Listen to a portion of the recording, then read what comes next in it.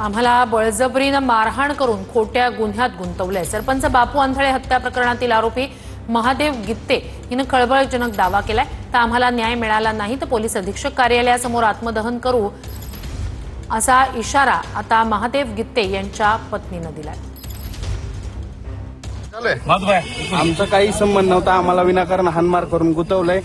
मध्ये ही हाणमार झाली, त्याच्यात वारंवार ऍप्लिकेशन देऊन आम्हाला कुठल्याही गोष्टी गव्हर्नमेंटची पोलीस सगळी मिळून सगळ्या गोष्टी करते।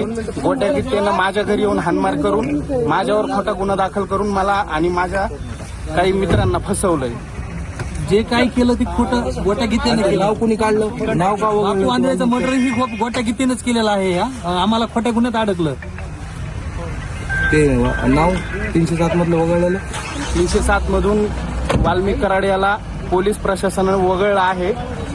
120 ब मध्ये वाल्मिक कराड आहे त्याच्यामध्ये।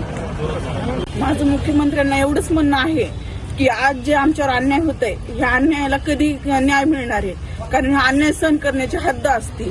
ज्यांनी गुन्हे केले नाहीत ते अजूनही जेलमध्ये आहेत आणि ज्यांनी गुन्हे केलेत ते अजून फरार आहेत। तर ज्यांनी अन्याय केले तर त्यांना दोषी न ठरवता त्यांना फक्त त्यांच्या सोबत राहायचंय तुम्हाला।